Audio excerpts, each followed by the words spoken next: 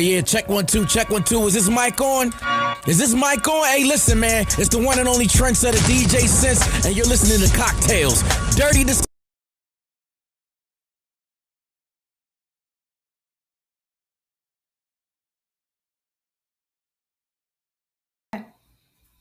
Today's cocktail is called a hottie thottie. The ingredients you need for a hottie thottie is 2 parts Jim Beam Black, 1 part honey, 2 parts fresh lemon juice, a 1/4 cup of hot water, and a lemon peel. So this is how you're going to make a hottie thottie.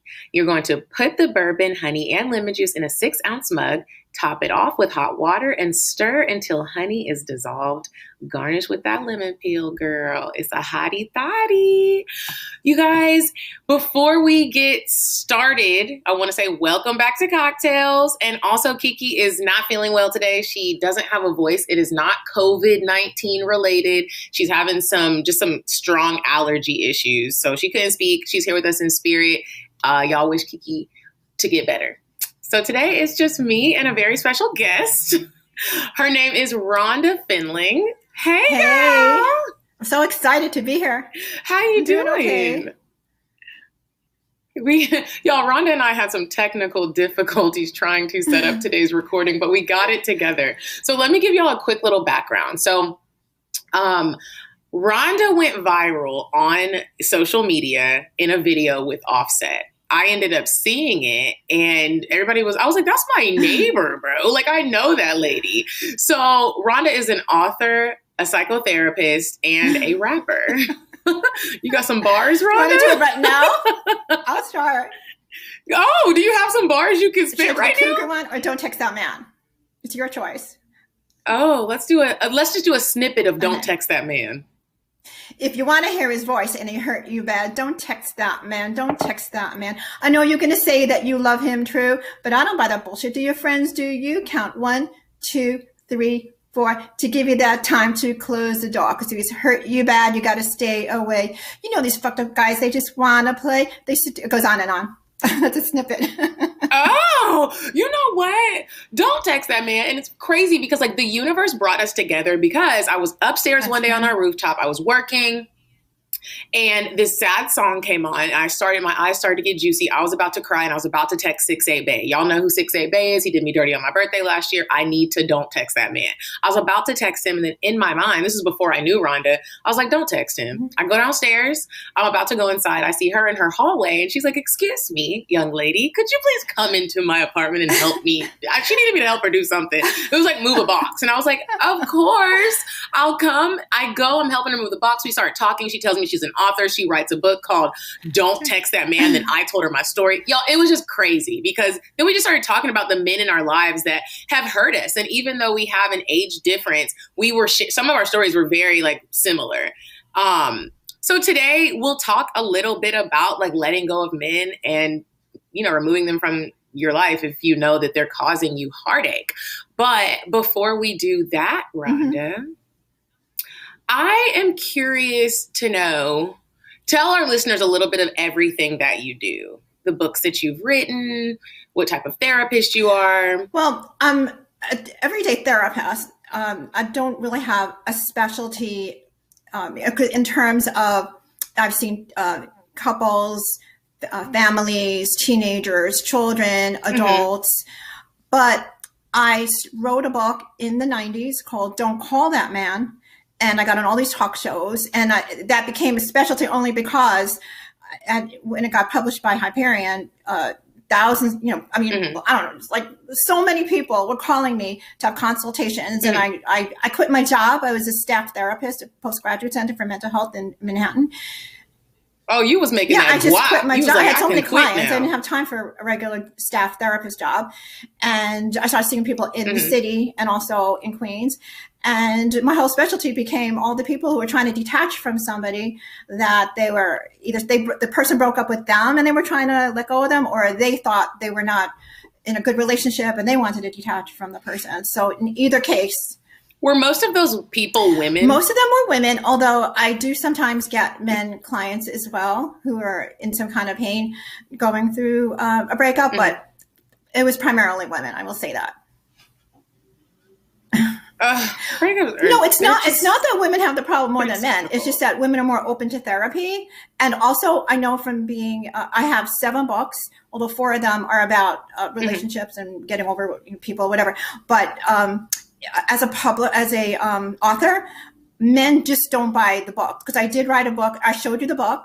It's called How to Stop Being Your Own Cock Blocker, and it was a great book. And men would tell, "Oh, that looks so great," but they weren't buying it. So we're bringing it back. Men were not buying. We're bringing it back. How to Stop Being Your Own Cock Blocker on CockTales.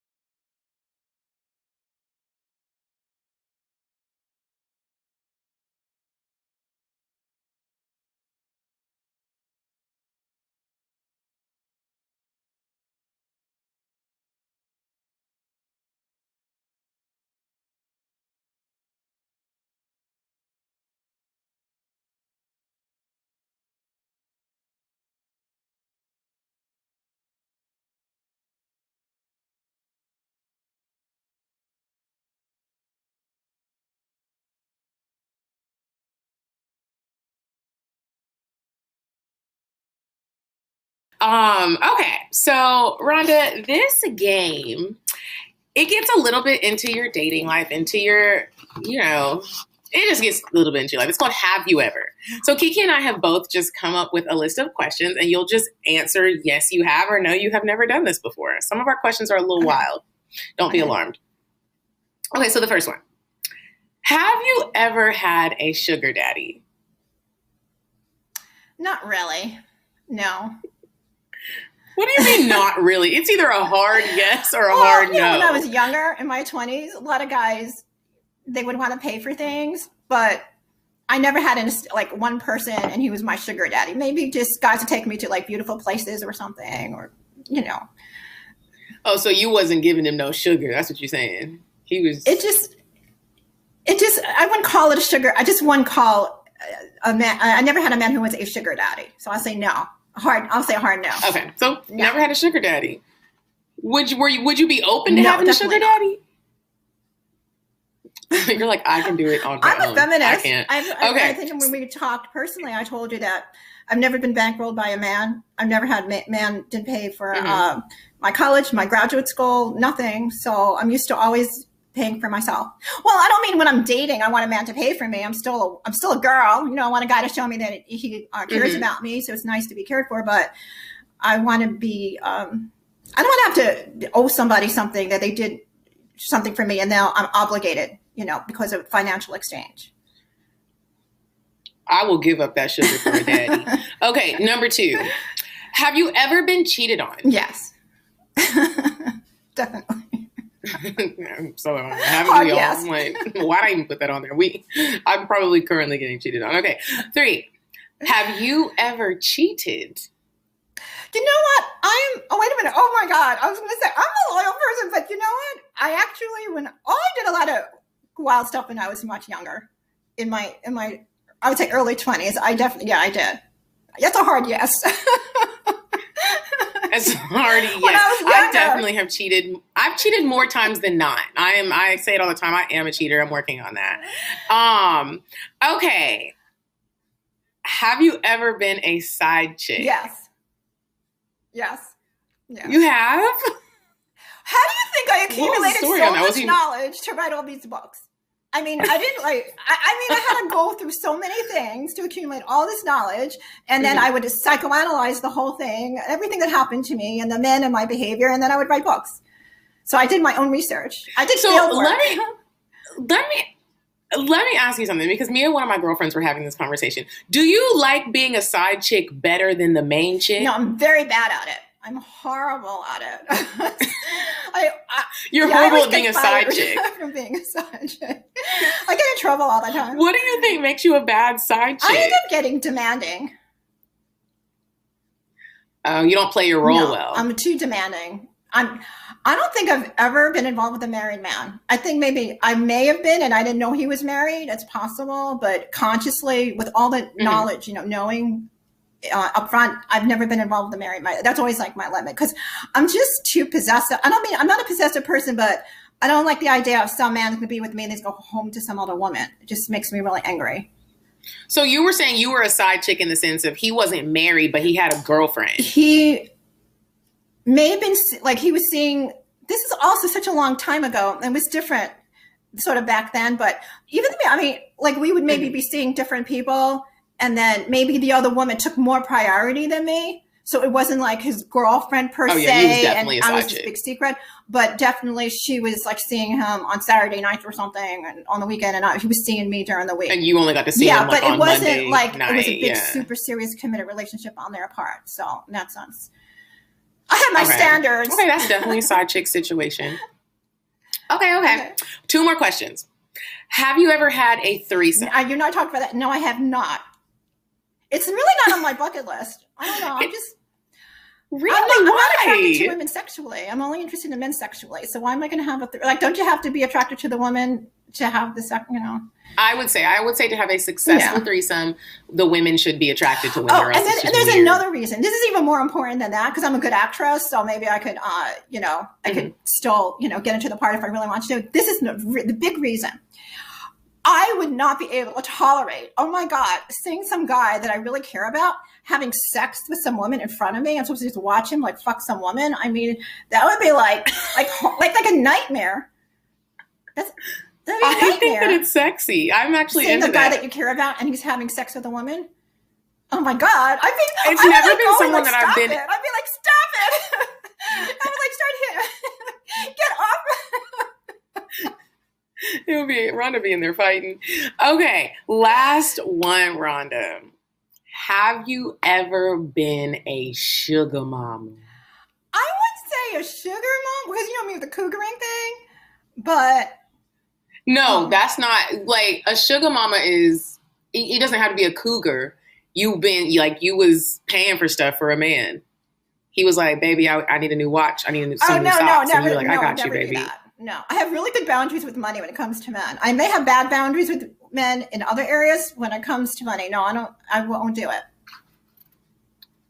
You said, I am not. If a man, I don't care how. Am not. It really upsets me. Like, it's like the thing I just said before. Like, I couldn't tolerate watching a man I care about having sex with a woman. And I couldn't tolerate the idea of, like, I gave money to this guy and then he went into, I don't know. I see some things I just can't tolerate. Mm-hmm. No, I mean, that's one of the things that I'm not going to tolerate. And, there are a lot of things that I am not going to tolerate. Okay, so that was our little game. Have you ever? Thank you for playing that with us, Rhonda. I wanted to back up really quick and let everyone know, because I quickly mentioned that you. It's like a therapy session, I feel like. Yeah, I'm having therapy. Like, I'm thinking about my life. Oh, I love talking about myself. So you guys, Rhonda's brother is Offset's attorney and Cardi B's attorney, and I think that's super dope. That's how she went viral with Offset. I forgot to mention that. Like, she made a remix to Bodak Yellow, and she was singing it with Offset. Somebody recorded it, and it literally went viral on the internet. I thought it was so funny, because he was probably looking at you like, how does this lady know the song? Honestly. She really rapping too. I think that I should explain that he's their criminal lawyer and not their entertainment lawyer. So people don't think, see that's, there's a big difference between a criminal lawyer and an entertainment lawyer. He's like every rapper, not every, but he's a lot of the rappers in Atlanta. He's their criminal. That guy who just very unfortunate got shot, King Von. He was his criminal lawyer too. Wow. So he's that's very sad. I really need to meet your brother, because I need him to introduce me to Drake. That's my husband. So we need to work on that. I don't know if he's You know what it is? Like, he's not their entertainment lawyer. So it's like, I hope Drake didn't get in trouble. If he didn't get in trouble. Oh, it's like if he's working with Drake, it's like, oh, what did he do? Y'all are out here. Oh, Jesus. Okay. So let's dive into Don't Text That Man, Rhonda. It's called Don't Text That Man, a guide to self-protective dating in the age of technology. What is self-protective dating? What do you mean by that? It's taking care of yourself, having boundaries, trying not to get hurt, having, self-esteem. It's like basically just taking care of yourself and protecting yourself from not getting hurt, if that's possible. Because, And honestly, how are we supposed to do that? I'm asking for me, because I have a hard time when I do meet men, and whether it turns into a relationship or we're just dating, how the fuck am I supposed to protect myself? Because I use my whole heart. I use my whole heart when I care. So what are some tips to self-protective dating? It's a really hard line. It's like you're sort of skating, or you're trying to like balance. Because when you do love somebody, you are going to become vulnerable. It's part of the even when you just like them. There's like a vulnerability to it, and it's part of the enjoyment of, I think, being in a relationship or liking somebody, having a crush on somebody, is you make yourself vulnerable. But then the negative side to it is that you can get hurt, because when you make yourself vulnerable, it's possible that if the person does something like rejects you in any way, or just does anything rejecting kind of behavior, you may feel injured and damaged, and that pain is very bad. I mean, it can be traumatizing. Some people, they don't even date because they don't want to get traumatized from the pain. I feel like I should probably be one of those people that doesn't want to date, because you're going to get traumatized from the pain of these men taking your feelings and putting them in a blender and literally making it into a smoothie so they can drink it and use it for their pre-workout. The whole thing, though, is it depends. If it's important to you to be in relationships and explore relationships, you just have to learn how to recover from the trauma. So I think that's what my books are really about, is how to recover from the trauma of something bad happening or painful happening from a relationship. So I'm the kind of person, like in my life, I always say I have the soul of an artist, and I always want to take risks sometimes and get involved with situations. And I know maybe not the most healthiest functional relationship, but I'll maybe want to experience it. I find the man very attractive, or I have this great connection with this guy, knowing that there may not be a future, and I don't care sometimes. I mean, not maybe so much now, but when I was younger, especially. You're like, I don't care. I want to experience this. Look like? Because that's why I say I have the soul of an artist. Like, I want to write it. I want to see what it's like. This is like this is my life. I just want to, if I want to feel passion with this guy. And I don't even mean sexual passion. I even mean romantic passion, or, that intense connection with somebody. So I want to feel it.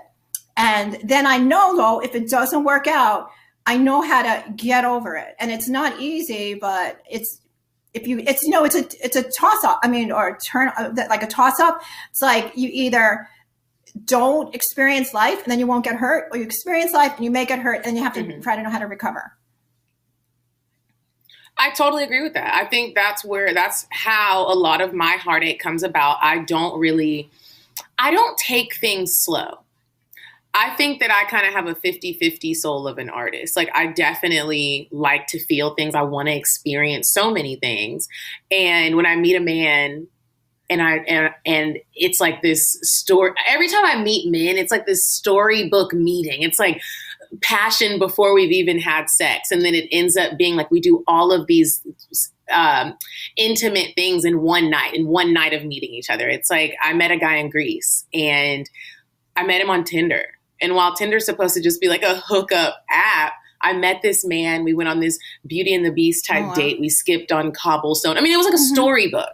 He could barely speak English, but we could tell by each other's body language that we were so interested in each other. We rode on his little motorcycle. He took me to his parents' cafe. We drank vino. And it was so incredible. And I was like, I should probably slow down. I could get kidnapped. I probably shouldn't take him to my hotel room and fuck him. But that's exactly what I did. And it was a great experience. I never spoke to him again. I wish he would have been my husband, but he wasn't. I have a lot of experiences like that because I like to feel that passion, but it does lead to a lot of heartache. It also depends. And unfortunately, I don't be knowing how to get over it. I'm not a bitter woman, and I know how to move past, but I hold on. I do hold on. Like, maybe they'll come Medinah, back. you have gotten over it. I mean, because you do move on. I mean, maybe it feels like you aren't, but you are moving on. You're not sitting around in your apartment and just not going out and just thinking about the guy from Greece. Like, you have moved on to other men. Not the guy from Greece, but 6'8", babe. Yeah, well, but are you still like literally sitting around not doing anything and thinking about it, or are you seeing? I'm excessively dating. So that's moving on in a way. I mean, look, it takes people sometimes a long time to get over somebody. I mean, I'm a very slow healer, so how can I say that? I may seem like I'll get over a person, but like there'll still be lingering thoughts about them, or I'll have to write about them. I have to create art over them. I have to write a book about them. So that's my way of working it through. But I can be working on different projects over the years, over one person, but it's like every year that's passing, they become more and more of a distant memory. Yeah, irrelevant. But it may take me a very long time. Do these men that you write books about, do they know that you're writing about them? Because I would send them a book. I'd be like, here you go. No, I mean, read it. I think that they have a general idea, but you know what? I think a lot of the guys that I've been involved with are too narcissistic to think that I would write about them. That's not me. I'm not fucked up like that. And also, have you ever had a man reach out and be upset? Like, hey, is this about me? You know, they've never done that. I think that, this is funny though. I think after Don't Call That Man came out, I did, some man reached out to me from when I was in my early 20s, and we went out for a day, just, see how our lives turned out or whatever. And then he saw, I gave him the copy of Don't Call That Man. And I went to the ladies' room or something, and he was looking through it, and he saw the description of the men that I would get involved with who maybe were like my father. I don't know, psychoanalyzing myself in it. And so he's driving me home, and he said, I'm really sorry that because I know, that was, you were describing, I'm like, no, boyfriend, I wasn't even thinking of you. He was one of the guys that I did not write about. He was just some guy I dated. Oh, and he thought that he was like a topic of discussion. It's like, he was not one of the men that had a hard time. Like when the thing was over with him, I forgot about him a week later. He wasn't one of those. It was I don't even, what's your name? I know. I was like, oh, don't flatter yourself. I told him too. He didn't even know. This is like a million years later. I said, well, I was seeing you. I was seeing somebody else, and he's who I was writing about. I was thinking about that guy. He didn't even know. I was such a player in my early 20s. Rhonda, are you dating now? Right now, I'm not dating anybody. I'm not dating anybody right now. First of all, I'm scared to death of getting COVID-19. I'm very You're better than me, girl. I went on 4 dates. 2 weeks ago, I went on 4 dates in 1 week. Well, you think... But I'm COVID free. Well, that's good. Because you really have to be careful. What was dating By the way, are you dating back in your day? Are you dating through the Zoom thing? Or are you actually going in person to see them in person? Oh, no. I'm actually going on the dates. I don't think I would be able to sit through a Zoom date. I would be bored. Do you like sitting far, doing social distancing, or no? No. But I have been tested for COVID, and I don't have it. Okay. Well, still be careful. I mean, I will, Mom. We only have a few more months to go. Then we'll be, take the vaccine, and then you're good to go. What was asking? You asked me about the difference between dating back in the day and dating now. Yeah, dating back in the day to dating now, since we do have all of this technology, and men have every woman at their, they can just text or swipe, or you just have access to so many things. You can get instant sex, instant connections. I mean, any type of way. What was it like back then before all the social media and everything? The big difference between now and then is the whole thing, technology, the texting. Like, for instance, if you were dating a guy who he was a shy guy and was afraid to go out to meet you or go on a date, he had no choice. If you were a man and you wanted any kind of attention from a woman, any kind of contact, you had to get out of the house and go to a club, or you had to go on a date, and now guys, a man who has severe social problems can actually have relationships with women through the sexting and the texting and all this carrying on. So there's so many men who have severe issues who are who are engaging in different kind of relationships with women, and none of that existed back in my day. You really had to like, you had to have real contact with people. You had to leave the house. Mm-hmm. So would you say that back then, like, dating, when you met someone, you really got to know who they really were? Right now, people can fake it for real until you fall deeply. Well, the disadvantage though is we didn't have social media, so it maybe it equals out, because we didn't know a lot about, like, now you can just go find out about somebody, or just, I don't know, somehow you can like look people up, even if they don't have an account. You can just Google them, or you can just go crazy with trying to figure somebody out. But back then there was no way. I mean, people were more anonymous, so it equals out in that sense. You know. So when you were dating, what has dating been like for you? Really, like in each phase of your life? Some people just they have bad experiences dating. Some people have great experiences dating. I'd like to say that I have really great experiences dating. My heart be getting broken with relationships, but as far as like dating and meeting men, I have great dates. What was dating like for you? I had different phases too. When I went to graduate school in Chicago, it was the first time I lived in a city.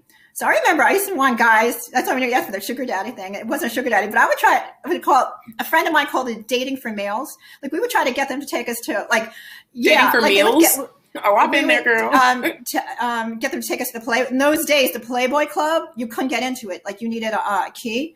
I mean, you had to have a membership. So we get guys to take us to the Playboy Club. I had a roommate, like, like the women were just like, we could care less about the guys. We were just trying to get to go to all the fancy restaurants, and I got a guy to, two guys, and we came back to New York, taking me to Studio 54. I couldn't get into Studio 54, without standing online. It was just like, you would want. I sort of see what you're saying. I'd want to go on really good dates, like get them to take. So you were popping. I was popping back in the day. That's why I'm burnt out. So I'm curious to know. I'm just exhausted. You said I'm burnt out. And we were talking about, I don't think I'll ever get burnt out. You think so? I remember being your age. I was just like you. There's no way I'm burning out.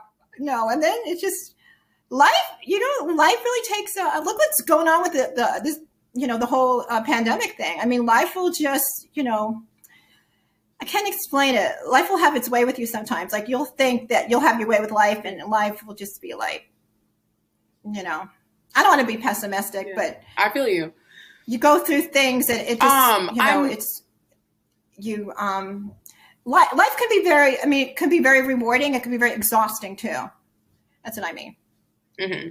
Especially with these men. I'm exhausted. I'm tired. Husband, if you are out there, if you got stuck in quicksand, please send me the signal. I will come help you. Okay. I'm curious to know, Rhonda, tell me your best date and your worst date. Start with the worst. Tell me a worst date that you have had. Gina, I have to stop for a second. Can you do the edit thing here? Okay. You okay? Yeah. Okay. Oh, yeah. You're fine. The tea. Hold on.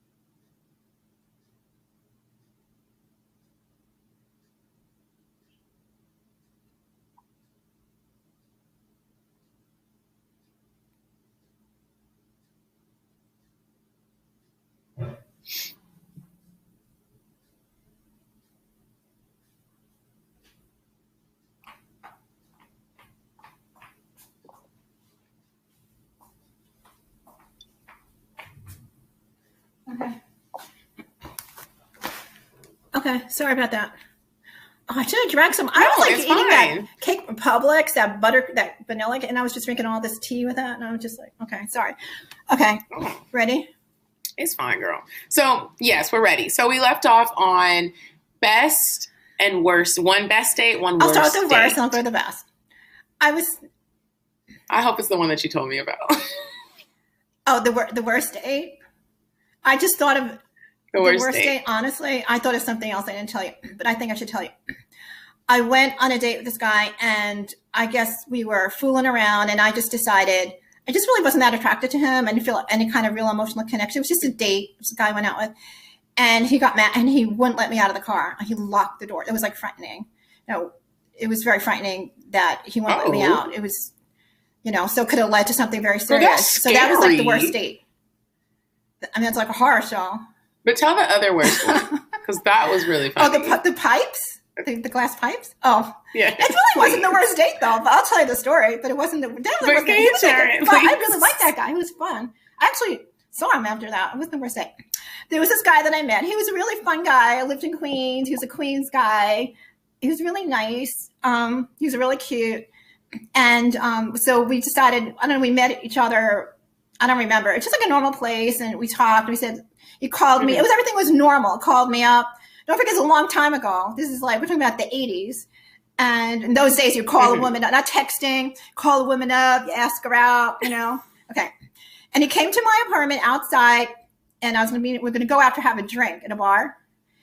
And I don't know how he started, but he said, he said he had some stuff, it was hard for him to walk. And I'm like, what's going on with you? And he lifted up his pants, and he had the glass pipes for cocaine, like freebasing cocaine. They were all in his pants. And I was looking, I didn't know what they were. I'm like, why is it glass That's crack, in your pants? Rhonda. Not crack in that area, but in the cocaine. legs. They were glass and everything. And then he explained it to me about in those days, there was no such word as crack.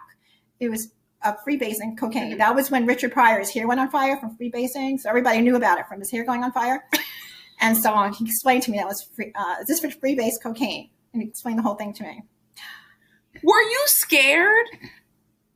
I don't remember I was very fearless. I think that I had too much, what's the word? I don't know. I think I have good instincts. I knew that guy he was looking, you know what? Honestly, he was looking he was divorced, and he was living back home with his parents until I guess he got his own place, and he needed a place to go do crack. Now it's called crack. He needed a place to go freebase. So he didn't use me for sex. He used me to have a place, a space to go freebase. I let him come upstairs. And you were like, he's a good guy. I let him come upstairs. He does crack, but he's a great guy. Okay, best date. Tell me your best date. Since we talked about it, I've been thinking about it. I'm going to go with that story that I told you that, and this was not very recent, but this was in my recent history, that there was somebody that I knew, who I actually met in person, but then we both lived in two different cities. So after we met, we continued to have a long distance relationship, and it just grew from the different circumstances in our life. It grew very romantic, and we finally decided. I'm a big traveler, and I'll just go hop on a plane, and we talked about it, right? I'll hop a plane and go visit somebody. So I decided I was going through a bit of a hard time. My personal life had nothing to do with him. So I said, you know what, that's it. Let's just finally, get together. So I went to see him, and we met up in a bar, I was waiting for him in a hotel, beautiful hotel. And we had at that point a really intense emotional connection. And so when and he was a little bit late, and I always remember when he showed up. I'll never forget it. I didn't start crying. Are you about to cry? It's okay. No, it was so fucking romantic. It was like a prince. I felt like he looked like a prince, and he was. Because did he have on a Prince suit? Although we loved Prince, the singer, but he didn't look like Prince. He just looked so handsome. and I was so happy. I was so happy to see him. I literally ran into his arms. So it was like a Disney movie. It was like a movie. It was like a romantic movie. And then we, later we actually like consummated our friendship, and it was so intense because we already had a relationship before we were sexual for the first time. So that was very unusual. It's like unusual for me. And I think for a lot of people nowadays, unless they're very religious people, most people have sex very quickly. So due to the long distance thing and we already had, it's very unusual for me to have like an intense emotional connection and then have sex the first time when you already have the connection. It was, so that's definitely my best date. Cause it was like so fucking romantic. I love great dates. Speaking of people having sex very quickly, it made me think of something. Because I've been talking about this a lot with different friends, having sex very quickly, and I myself have been trying to stop. But I'm curious to know.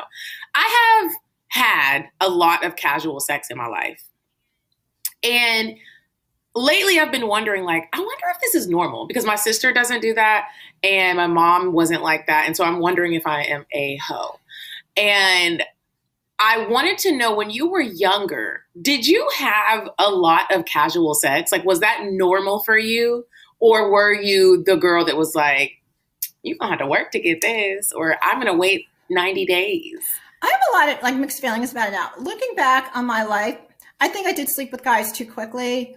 Especially like when I just told you this story, let me tell you, that was a learning experience for me, because that was like life put me in the position to have to wait and then have that sexual experience with somebody I had such an intense connection to. That was a learning experience. And I think like if I learned that later on and I could jump into a time machine, I think a lot of the guys I did sleep with so quickly, I don't think I would have slept with them now, because now I know what it felt like. It's like so different when you have sex with somebody and you're sexually attracted to them, but there's no connection or a little connection, than when you really have feelings for somebody and then have sex.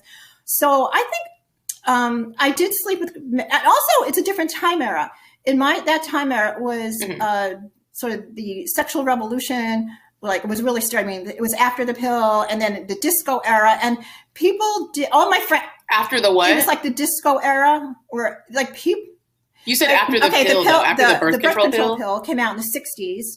And then everybody started sleeping with, the women became more independent. Like they could now have sex with men and not have babies. Oh, they were like, you can't get pregnant. So women just started just having sex when they felt like, because they didn't worry about pregnancy. And then it went from that to women just starting to just own that. And they weren't like, okay, no, I have to. Now it was just like part of life. Like if you wanted to have sex with a guy, you could have sex and not get pregnant.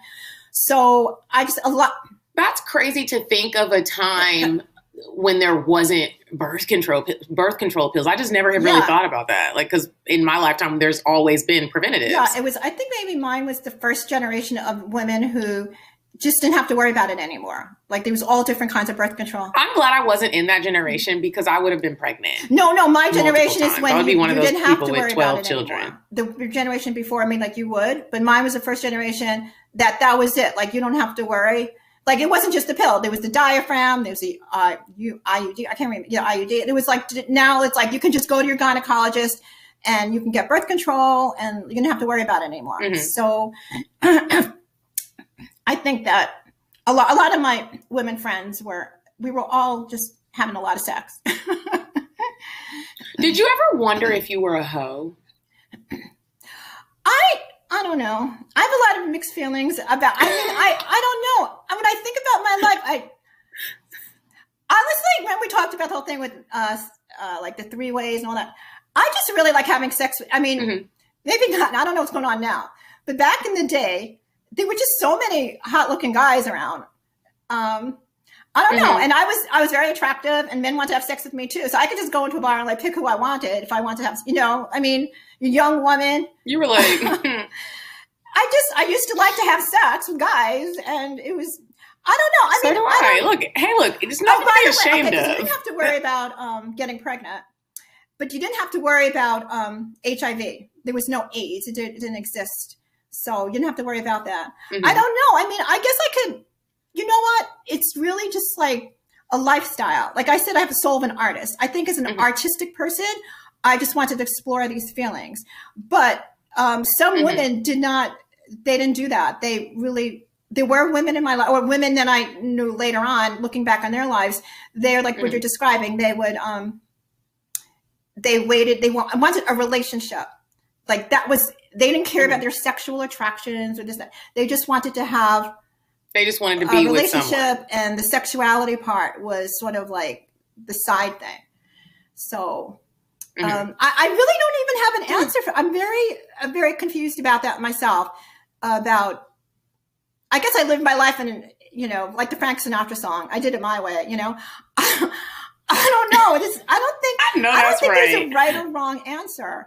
Because I think each journey, there's something like good about it. Like I know women who they only have sex with a few guys and they're my age, but I slept with a lot of guys. I'm not ashamed to say it anymore now. And so I had all those experiences in life that they didn't have, and that's honestly, that is why I was able to write these books, because I did have I have a lot of experience with men, and those women didn't, but then they never had to go through the traumas that you and I are talking about. They didn't experience maybe all that heartbreak of when it didn't last, or the next day, and Speaking of experiencing the heartache and the heartbreak, moving on to letting go of a relationship, which so many people have a hard time sometimes doing. Have you ever been involved with a man that you just could not let go? I mean, I'm talking about even sometimes now, today, you're like, dang, I wonder what it would have been like with Henry.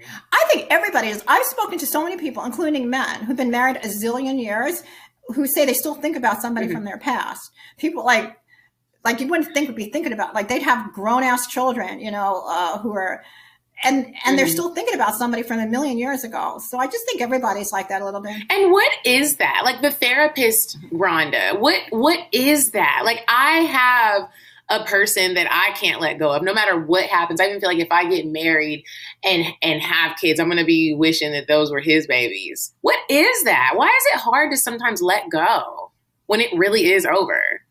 I think because, well, it depends also on the relationship. I mean, sometimes we have an intense connection to somebody. By the way, to go back to the other thing, one of the bad thing about the sexual part, it does bond you to somebody. So it could just also be you're having sex with a person and that makes you feel connected to them. It just, in general, I mean, the way our brain is programmed is to bond with people. If we didn't bond with people, there would be no civilization, because then we wouldn't procreate. So our brains are organized to want to to attach to people and stay attached. So it's almost painful to detach in a physiological way. In your years of therapy, have you noticed that women have a harder time detaching as opposed to men? Because I feel like men can detach even if y'all were in love. I feel like men can be like, oh, it's over. It's over. I'm on to the next and bye. While we are making a lukewarm bath and listening to Beyonce. I think men have a hard time detaching also, but they use their sexuality they have sex with different women as a way of moving through it. So maybe it's easier for them to just go and have sex with somebody else and not feel these feelings of, it's like, I remember back in the days we're talking about, if I was going through a breakup and I slept with some guy just to get over some guy, one time I remember I started crying. The guy was so insulted. He was like having sex with me. And I wasn't crying because I had a passion. I was crying because I missed my boyfriend. I know he was like, what? What are you doing? He was probably I miss my boyfriend so much. I was having sex with some guy. I started crying. So I'm not, women aren't like a guy, I think I'm making a generalization too. I mean, some men may dispute this with me. Like maybe they wouldn't be able to have an erection or something. I don't know. Maybe it would somehow, manifest in their sexuality. But in general, that expression, like they think with their penises, I think in that case, they may be able to detach from their feelings, have sex, enjoy the sex, and then walk away from it. And that's, let's say they're going through a breakup with Nancy and they're upset about Nancy, then they'll go and have sex with Susan and enjoy the sex with Susan and maybe even thinking about Nancy, but then they walk away from Susan feeling, okay, that was good. They're not going to start crying like I did, and that'll help them not think about Nancy anymore, because they just, I don't know, whatever goes on with men after they have sex, like release some of their attachment or their feelings. And I think they do distract themselves with sport. I mean, this sounds so, it's like I'm stereotyping them, but it really is true. There's this one other thing I want to tell you that I noticed about the difference between men and women that does disturb me. As a therapist now, when I would have men going through a breakup coming to see me, and I have women coming to see me, it seems the men find new girlfriends a lot sooner. I mean, relationship girlfriends. Oh my gosh, within weeks. And you're like, to fuck his way through his feelings. I'm talking about they literally find a new girlfriend. I'm like, I can't believe I have like the beautiful women coming to see me and like they're struggling. I can't find somebody. I'm a million apps, blah, blah, blah.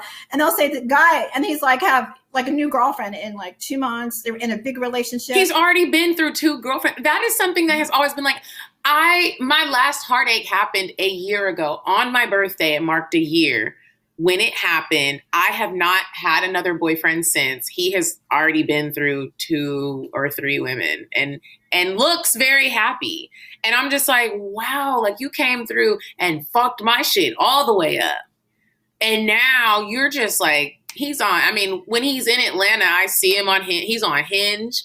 He's just, and I'm like, I'm having a hard time, bro.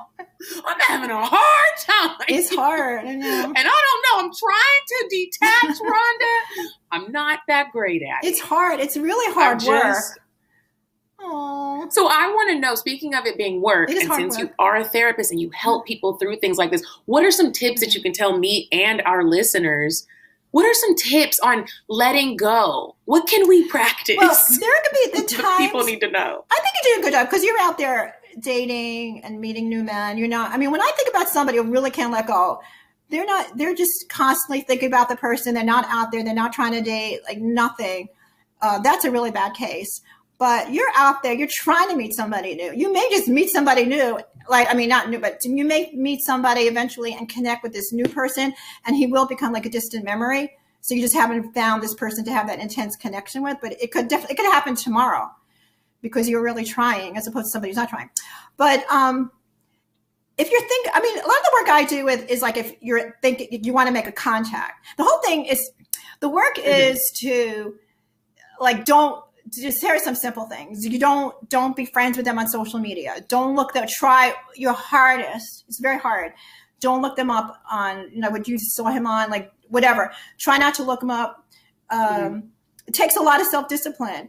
And okay, it's hard nowadays. Like back in the day we're talking about, that's it. Like you stop seeing somebody, you just try hard not to run into them in a nightclub. Oh, I hope they're not going to, so-and-so tonight. And then you're going to see them or somebody doesn't tell you. But nowadays they're all over the place. You have to try to use self-control on social media. Okay.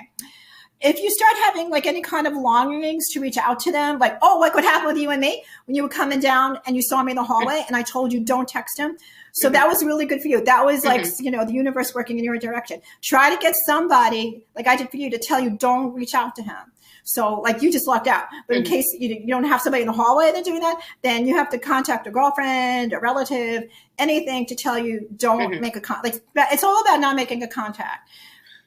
So when you get the urge to call him, call your girlfriend, call your mom, call somebody. Don't reach distract out. Distract yourself. And also, like if you're, let's say you're watching a movie or something and it's the triggers and reminds you of him, turn off the movie. Whatever's triggering you, turn it off. If you're, you're walking down the street and you see, I don't know, there's just something. Well, that's a stupid example. I don't know. But, whatever it is that reminds you of him, try not to just disconnect from the thing that's reminding you of him. And also, I think I was telling this to you also. So if he comes to Atlanta a lot and he hits you up every time he comes to Atlanta and he's like, dinner, should you block his number? If you can't control. Or just keep the number open and just text him back. No. Well, let me go into that thing. Now, if this guy, like you're trying to let go of him and he contacts you when he comes in here and wants to take you out to dinner, is that what you're saying? Then you shouldn't, if you're trying to let go of him, you should definitely not go out to dinner with him. If you're a goal. What if you're hungry? Well, what's more important, your mental health, or you can feed yourself. You know how to grocery shop and cook. Okay.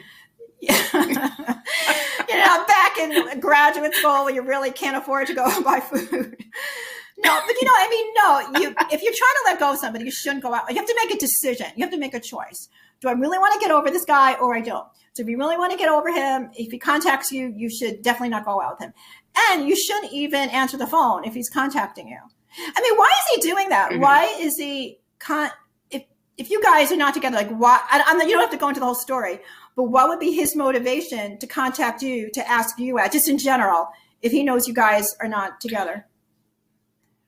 I think it's because our connection was so strong, and honestly, the sex is so amazing that I personally think that's what it is. So the sexual chemistry that we share. Is there going to be a hookup after the dinner? Whenever I see him, there's a hookup, and I know that it's toxic. So then you have to make a decision whether or not if you want to let go of him, then you can't have sex with him anymore. I know that sounds like a cliche thing to say, but it's so true. Because once you have sex with the person, why do we do this to ourselves, Rhonda? Why do we do this to ourselves? And I've heard a lot of women share these stories. Why do we go back to it, knowing that it's going to end in a lukewarm bathtub, drinking wine and getting drunk and listening to Beyonce? Why do we do it? I mean, there's several reasons. I mean, sometimes we just, maybe the experience you have and the sexual experience is so super fantastic, you want to have it again, but then you have to make a choice. It really comes down to a choice. It's not even if I psychoanalyze you and, and we were going into a whole thing about your past and your childhood, it's still going to come back to the same thing. You're still going to have to make a choice. Do you want to get over this guy or not? Mm-hmm. So, what's the benefit? Like, is the agony in the bathtub listening to Beyonce after the great sex, is that worth the great sex? It's kind of come down to that at the very end. Sometimes it's. You mentioned something in a previous conversation with you and I about being a masochist. I know. And that sometimes people. Okay, we can talk about breakup sex or just about. Mm-hmm. Well, I think that if a person has sex with somebody and they're breaking up or they broke up, it can be masochistic. And masochistic is when you like to suffer. Now, it doesn't mean that the person really likes to suffer, but there could be some, like, a sexual enjoyment in, like, the drama, like, I'll never see him again. This is it. And it could actually be erotically stimulating. I know it sounds like people who are not in psychoanalysis and they hear this, they may think, like, what is she talking about? But a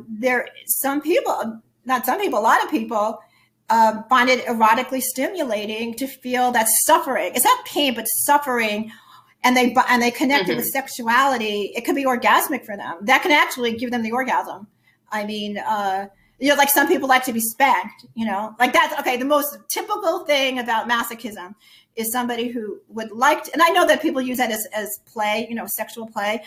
But I'll use a sexual play as to sort of to explain it. So when somebody gets spanked, even if it's just for fun, that pain is the sexual charge when the person's doing that. So what's really bad, though, it's not that, because that's consciously done. And that's like, we're doing it because we're having foreplay. But when you're really suffering, when somebody is hurting you and you know that they're going to reject you after the sex is over, they're going to go home to somebody else, that's true suffering. That is pure, like, you're feeling a masochistic feeling if you get pleasure from the pain of that rejection and you match it with sex and an orgasm, then it's masochistic. Little psychoanalysis 101. Well, remember 50 Shades of Grey? I mean, that's what that was all about. Yes. And that was sadomasochistic, though. Sadism is when you cause the person to suffer. So the person who's doing that, like, when in case you want to get analytic about that guy, let's like really, tear him apart. Maybe he's a little sadistic. Okay, I'm really going for it now, Medinah. So you may have to edit this out. What in case I'm blocking his number. What in case I'll get you so scared you'll never talk to him again. What in case? Okay, brace yourself. Okay. What in case he gets off on it sadistically and he likes, I'm going to have sex with Medinah, and then she's going to suffer afterwards, and then he gets a charge out of that. I'm not saying that's true. I'm saying this as a generalization. Like if I were writing a book, new book, I would just use that. And I don't really know Medinah. I have no idea. Maybe he just loves having sex. He just enjoys it and he wants to see you again. He can't make a commitment. He has commitment phobia, whatever. I don't know. But so I'm tweaking it just to give you an example of a guy who would get off on hurting a woman emotionally, and that would give him a charge. You get a sadistic thrill out of it. So I was just using it as an example. Mm-hmm. I feel you. No, I appreciate the honesty, and yeah, you're my therapist. So right that would now. be, but that would be, by the way, that would be a sadomasochistic relationship. Like he's being sadistic, and if you're taking it, then you're being masochistic, and then it's a sadomasochistic situation. That's probably. Yeah, all of that. And it may not be Medinah. I'm not leaving here thinking I'm in a sadomasochistic situation. It is. I need to hear that it is. So I'm just it is. Another situation that I wanted to bring up that a lot of people deal with are friends with benefits. Do you think that is toxic or not? I am very that relationship I told you about when I started tearing up. That was a friends with benefits thing, and I think the very first met you, I told you about that's why that ended. By the way, the agreement was we both lived far away from each other. We were both not in a situation to really have a serious relationship, and our agreement was friends with benefit. It was an agreement, and I couldn't do it. Mm-hmm. I fell in love with him when I spent a week with him as a friend. I was ready to get married. I'm like, you better marry me. I'm just kidding. I mean, I don't know many friends with benefit situations. Wait. I'm past the age I can have children. I wanted to have his baby. Can I oh damn, I wish I froze some eggs now. I want to have a baby with you. That was the end of, and then you want to be his baby mama. I want your baby. And I can't even have it. No, but it's that was, oh my God. He got mad at me because I was really mad at him. You're just use me. Because what are you talking about? That was the deal. Remember, we're friends. So he got mad at you because you were going against the agreement. I'll admit it. I was really mad at him because I wanted him to want to have a big relationship with me too. And he didn't. He was like, you knew what it was. You knew what it was. And I feel like that's how a lot of friends with benefit situations go. It's not. Let me go back. You see the sadomasochistic. See, I cut it off because I felt for me to continue with that would be masochistic on my part. I just wanted to go back to the other thing, connect it all together. I'm a turning to a therapist. So you completely cut it off. I had to cut it off. And then I blocked him and he got mad at me. He goes, I can't believe you blocked me. But you did what was best for you. He got mad at me that I blocked. And just the whole thing deteriorated. Because then I thought it was best for me is to block him, to try to forget him. And then a month passed and I couldn't take it anymore. And then he was very, very angry at me. I just cut him off completely. And he was mad at me for cutting him off. The whole thing just fell apart. But do you see how that turns into, and he thought I was being sadistic to him because I was completely abandoning him. And he felt masochistic and I was a sadist. See, that's why I didn't want you to feel offended or oh my God, what did she say? I don't never feel offended. No, you know what I mean about the sadomasochistic. That. All of us can get into these sadomasochistic things. It's not. And there could have been a sadistic component to him too. He may have been mad at some, Do you feel that friends with benefits is a toxic situation? Okay, so go back to what I was saying is that I'm very bad at friends with benefits. That was the whole reason I told you that story. I could not do friends with benefits. I would have to really just be having sex with a man and not be that attracted to him to do friends with benefits. Mm-hmm. And I can't at this point. Literally all you want is that dick. Right. That's what it would have to be for me. But that's hard for me. It's if our sex is that great, that means we are really connecting on another level. And now I'm sprung and I like you. And we're probably going to be sprung off of each other. I can't do the friends with benefits situation. No, I want you. You're mine. And I'll never do that. I mean, I don't know if I'm going to get a situation like that ever again because it was so passionate and we were friends, but I'll never do that again. Whatever time I have left in life, of romance and all that, I'm not doing that again. Ladies and gentlemen, be careful with your friends with benefit situations. If you need to write up and print out and sign your agreement and put it on your refrigerator so you can be reminded of what you agreed to so that you don't fuck it up, that's what you need to do. We're going to take a quick break and move on to Indecisive Diane. When we come back, Rhonda, you're going to help us give some advice to our listeners who wrote in. Okay. But are we off? Are we starting? Oh, okay. Oh, what do you need to say? I really went into that story. I know your story. You did. In my story, I was not gonna tell me what. I'm Terry, the whole fucking story. What the fuck? Okay. I'm really not putting this on. I'm not putting this on social media at all. Oh my God. Okay, hold on. Who the fuck told you to block me 3 years ago? Okay. Medinah, I gotta tell you again, like, I hate when people psychoanalyze me like that. I only did that because I thought you wanted me to sort of give an example, like teach, like a learning experience, the whole.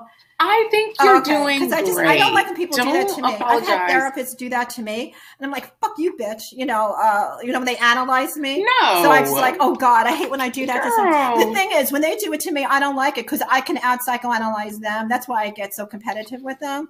Do you know what I mean? Like if somebody was a lot smarter than me as a therapist, maybe said something to me that would enlighten me, I won't get like that. But if they say something and I feel like I'm better at therapy or being a psychotherapist or an analyst than they are, then I get like, fuck you, like the women rappers, like Nicki Minaj, Cardi B, we're like, fuck you. Okay, we're about to come back. Okay, and we are back. And Rhonda, we have a couple advice letters that our listeners sent in. I'm going to read them. And you are going to give us a little advice. Okay, so the first one, it is titled Torn! ! Okay, I totally love your show and how you guys ain't afraid to talk about sex and stuff. So, let me get to the point. I dated this guy for 5 months. We were super cool. Like, I knew I'd never have to start looking for another boyfriend. But he suddenly broke things off. Joke's on me. I felt really broken. And after a month of picking the pieces up and putting them together and trying to heal, he comes back and we continue flirting as if nothing happened. Deep down, I'd wish things would go back to normal, but I'm afraid if that'll end things. No, but I'm afraid if that will end things again. He does the little things that make me feel wanted, but I still am not sure if going back to him will be the right thing to do. My friends have warned me against it, but the heart wants what it wants, right? Please advise. Well, you could give it one more try, knowing that, like what he's done before, that it may happen again. I don't think there's any, especially her age, if she's young. The guy may be just immature and maybe just needs to grow up a little bit. So she's got to be strong, though, and know that he hurt her once and he may hurt her. There's a high likelihood he's going to hurt her again. But there's also the possibility that maybe he won't do. He learned his lesson. So I'd say give him another chance, but be realistic and practical and know that there's a chance he's going to repeat the same behavior again. I am going to tell sis, I personally think he's going to repeat the same behavior, but if you're going to roll with the heart wants what it wants, I do that shit all the time. The heart is also going to be crushed and crunched up in a blender. Have your fun. I also would need to bring up, just the type of person I am, at some point I would need to bring up how we just jump back into things like nothing ever happened. I need to talk about it just for a second, even if it's a drunken night and we bring it up. Like, you really just strolled back in here like shit didn't happen. I would need to bring Medinah, that up. You know what's good about, it would what's crush good me about not to. you is that you really feel like you have an entitlement to speak your mind, which is very healthy. That you don't want to be played. You want, it's in the analytic world, it's called bringing the unconscious to the conscious, which is very healthy. Like you want to pull the plug on bullshit.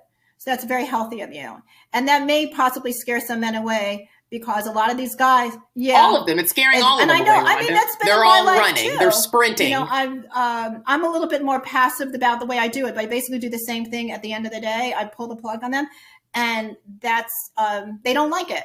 A lot of guys still, they don't like it. They just want to do what they want to do. So I think that's good advice that you gave her. Medinah, before you go on, I have to go get more water. So I'm going to take this off for a second. Okay.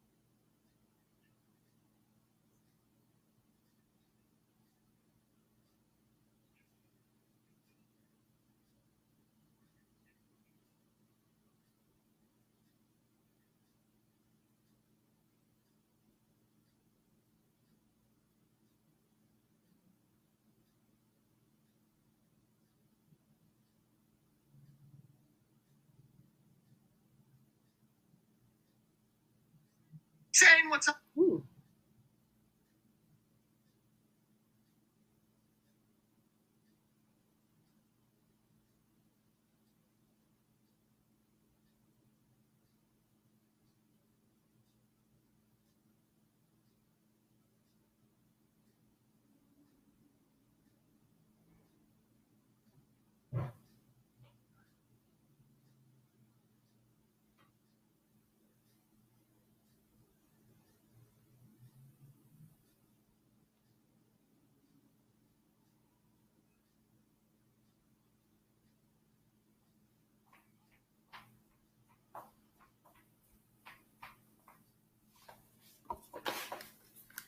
Okay. Okay. Okay. All right. Next advice letter. Hey, ladies. I recently started listening to the podcast earlier this year, and I absolutely love it. Thank you both so much for sharing your stories, tips, and advice. It has truly benefited my relationship. I am 29 and have currently been on and off with my boyfriend for 3 years. He was my first, and because of that, he was really patient with me in trying new things. I'm starting to become more comfortable in the bedroom, especially after listening to this show. And I wanted to get advice on how I can take charge and really be great in bed. At the moment, I feel like I may be coming off as lazy. I don't take charge, and my boyfriend almost always initiates sex. What are some tips you ladies have to really wow my man in the bedroom instead of him always taking charge and me occasionally getting on top? Thanks so much, ladies. I don't. Any tips, Rhonda? This is not my specialty. Digging that bag, girl. You go first. Did you used to be a take charge type of woman in the bedroom or Not really. I mean, I'm an active participant, but I'm more like the real super conventional romantic type. Okay, you're into the passion, caressing, exactly. and doing That's all that, why I can't letting do the the man three-way. take charge. I'm too like romantic. So I want him to like, would you love me? Like we're in love. I would tell you, young lady, that sometimes you have to be your own hype woman. So sometimes when I am with a man that I want to take charge, because I'm not normally a take charge type of woman either, but every now and again, you need to get some bills paid. But I make the environment what I need to excel. So maybe I need a playlist, a certain playlist with certain songs that get me in a mood to where nobody can really tell me anything. I'm feeling myself. Maybe I need to let my hair down. If it's normally up, let it down. Maybe I need to have a little makeup on, some sexy lingerie. Put everything. Yeah, you can make your own scene. Make the scene. And if you need to practice, I can't tell you how many times I do what you're doing. I've called my best friends. Yeah, there have been so many times when I call my best friend, I FaceTime her real quick. How do you think this looks? I'm going to dance for him really quick like this. How do you think this looks? Hype yourself up. If you need to take a shot, take a shot.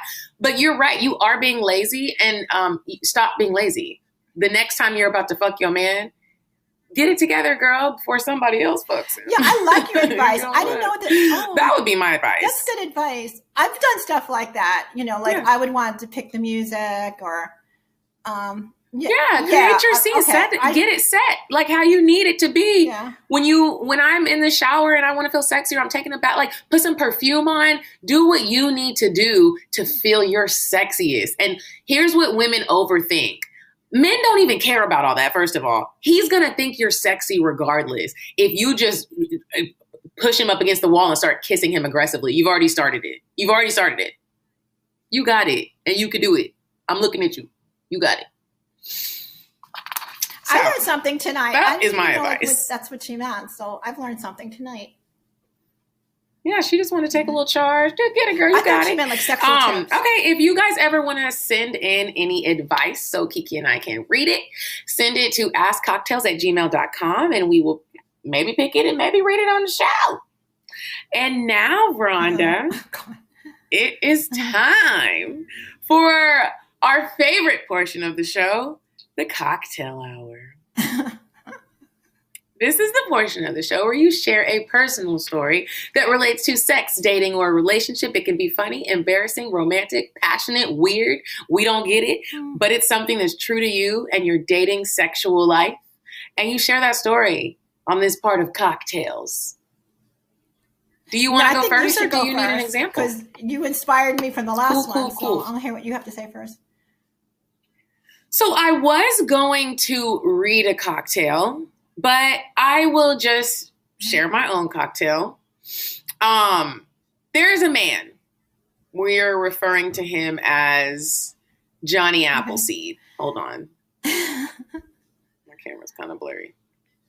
I've been referring to him as Johnny Appleseed, and I like him. I've been spending a little bit of time with him, and we hang out. I go to his house a lot. He doesn't live far from me, and I really enjoy his time. He doesn't have a girlfriend. He's not married. He seems like an honest man. So I enjoy his time. I have not had sex with him yet. I'm currently challenging myself to not dive so quickly into sex like I normally do. I'm just trying something different. And so I've spent the night with him a couple of times. And he's tried it. I've told him I'm not going to have sex with him.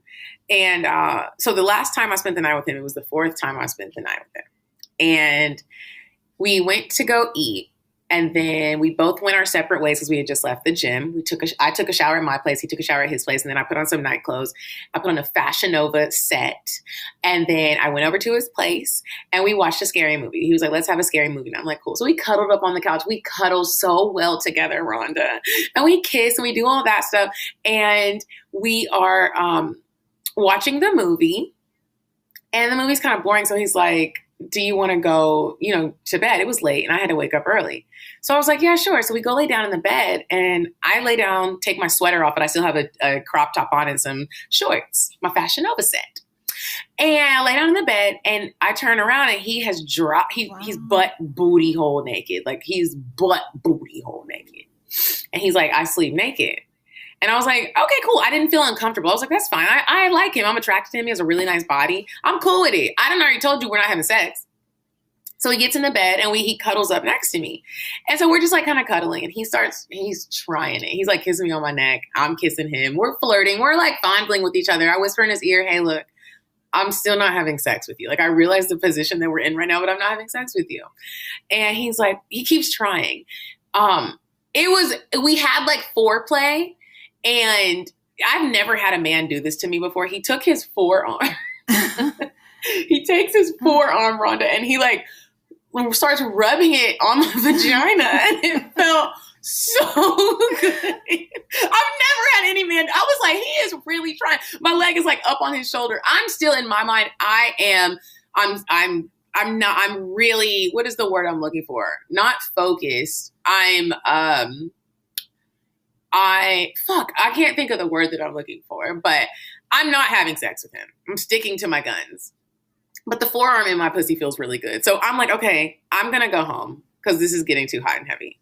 He's like, no, okay, for real, I'll stop. I don't want you to leave. I don't want you to leave. I'm like, cool. So we fall asleep. I wake up in the middle of the night and I'm really hot because the Fashion Nova set was like this little fuzzy teddy bear material. So I was like, dang, I really need to take my shorts off, but I don't want him to, try again. So he wakes up and I'm like, I'm going to take my shorts off, but it's only because I'm hot. I still had panties on. And I was like, are you going to be able to handle that? He's like, yeah, I'm fine. So he tries to have sex again and I don't let it happen because like I said, I'm controlling myself. I have self-control. That's the word I was looking for. And I don't have sex with him. We kiss. I'm like, I'm really not having sex with you. He's like, okay, fine. I'm going to stop. So we just cuddle. I wake up in the morning and we leave. I haven't heard from him since.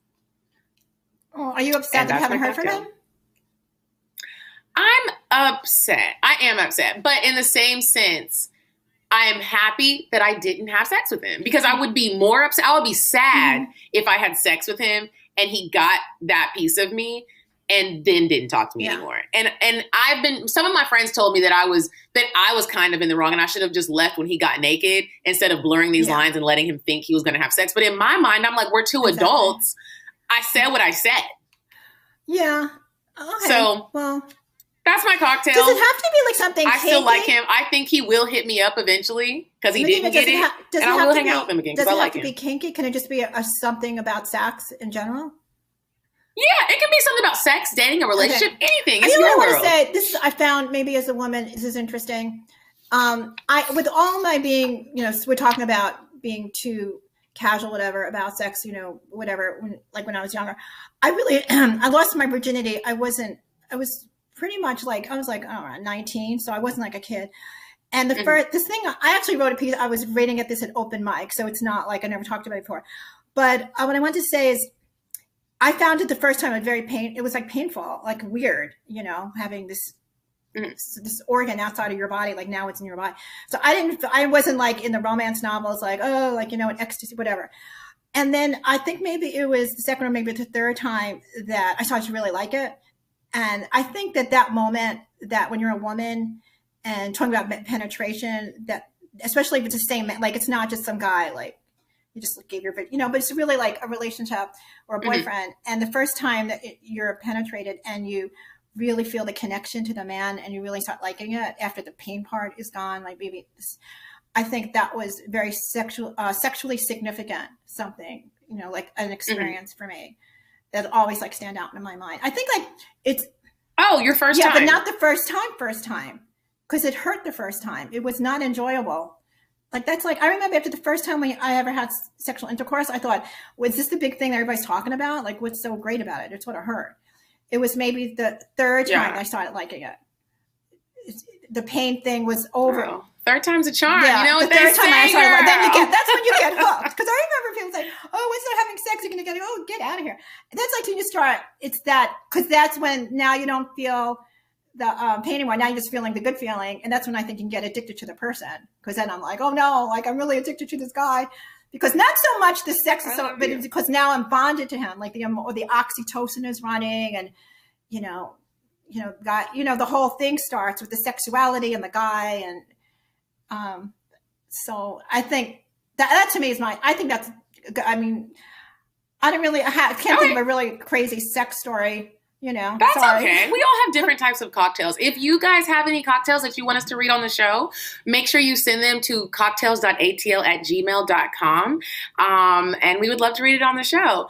Rhonda, thank you so much for joining us this evening. Let our listeners know where they can find you. If you have anything coming up, now would be the time to let them know. Well, my website is my name, RhondaFindling.com, RHONDAFINDLING.com. And I was telling Medinah that I made a decision yesterday that I am going to have a Don't Text That Man Zoom workshop. Like a group. It'll be a 90-minute group where women can discuss what they're like. So what we talked about tonight, everybody can share, and I'll give my feedback as well. It's going to be pretty inexpensive. So if anybody's interested in it, they should you can email me at Rhonda DCTM for Don't Call That Man. Rhonda, Don't Call That Man. RHONDA DCTM at AOL.com. And I will, or they can just go on my website, although it's not posted yet on my website, and they can call. It'll be probably in a little before Christmas, when everybody will be climbing the walls wanting to text that man. And did you want to share your Instagram or your social media? Oh my God, I don't even know it. Just like go on Instagram, put my name in, okay? It's okay. You don't have to. You don't have to. It's fine. Followers. No, definitely follow me on Instagram and on Twitter, but I don't know what it is. I can't even send him. Yeah, we'll find it. Put my name in. And we'll put it in the link. You can find it. Or go on my website, and then you can go to Instagram and Twitter from my website. Or just put in a search engine. It's hard. I don't think there's any other. Actually, there is a Rhonda Findling out in LA, but it's not me. It's somebody else. We're not related. So you guys check Rhonda out when you have a free moment. I do have a couple of her books. They you can buy my books on there too. Pretty entertaining. Oh, and you can hear my raps on there too. If you really want to text him, you hear me rap. Don't text him. Check her out. And you guys, as usual, follow the CockTales podcast on Instagram. Follow Kiki at Kiki Said So. I'm at Coffee Bean Dean. And until next time, you guys, goodbye.